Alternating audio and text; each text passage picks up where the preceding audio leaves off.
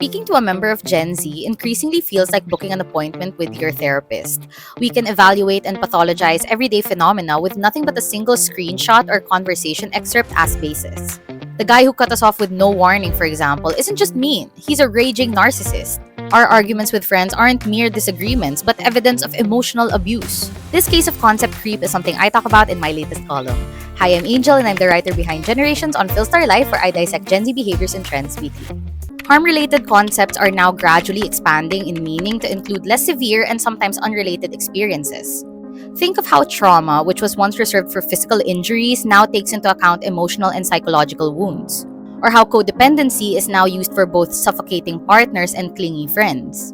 Previous generations did not have this luxury. More often than not, they were told to cling to the power of prayer as a substitute for diagnosis and treatment. So, concept creep in that sense can be seen as a step forward and even a liberation of sorts. Having the language required to articulate our struggles is not only crucial to our survival, it affirms and grounds our personal experience in the communal.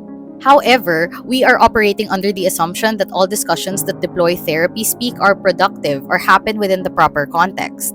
An analysis conducted by virtual healthcare company PlushCare found that majority of TikTok videos offering mental health advice were misleading, potentially harmful, or provided by unqualified content creators. It's no surprise then that therapy-related terminologies are reduced to buzzwords or watered down for the sake of some viral soundbites.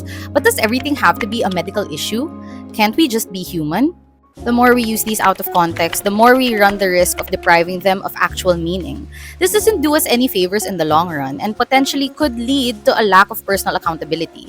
Instead of reflecting on our actions, we might end up using these expressions as excuses. In the heat of a hypothetical argument, we might be tempted to accuse our aggressor of gaslighting us, but there's a chance that they aren't causing us to doubt our sanity or our perception of reality.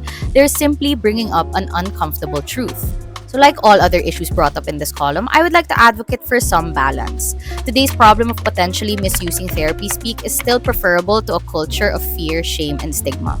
Academics, mental health professionals, and even content creators simply have to work together to promote responsible psychoeducation, ensuring the information shared is scientific, accurate, and contextualized.